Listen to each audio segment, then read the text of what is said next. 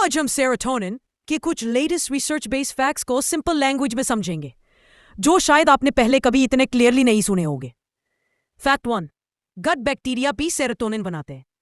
2025 के एक नए रिसर्च में साइंटिस्ट ने यह कंफर्म किया है कि कुछ गट बैक्टीरिया जैसे लैक्टोबैसिलस मुकोसे और लैक्टोबैसिलस रूमिनिस खुद बायोलॉजिकली एक्टिव सेरोटोनिन प्रोड्यूस कर सकते हैं।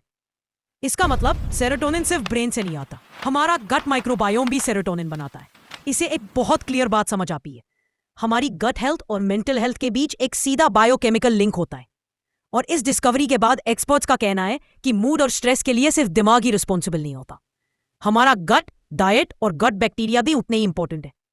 Fact 2, serotonin is not just the happy hormone.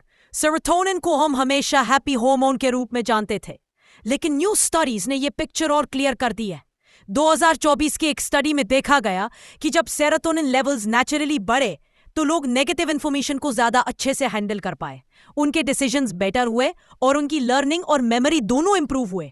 तो सेरोटोनिन का काम सिर्फ मूड और स्लीप तक लिमिटेड नहीं है, ये cognition, decision making, emotional resilience सब में मेजर रोल प्ले करता है।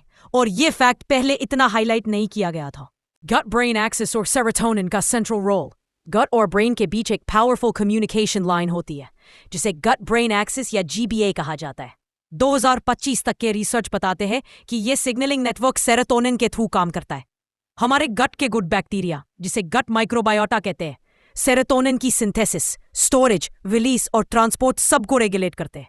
इसका डायरेक्ट इंपैक्ट पड़ता है हमारी बॉडी के एनर्जी लेवल्स पर, हमारे मूड पर, डाइजेशन पर और हमारी मेंटल स्टेबिलिटी पर। सिंपल वर्ड्स में, healthy gut plus balance microbiome equals healthy serotonin balance, और इसका रिजल्ट होता है better mood, better digestion, better sleep और स्ट्रॉन्गर इम्यूनिटी। ये अब सिर्फ थ्योरी नहीं, रिसर्च सपोर्टेड फैक्ट है।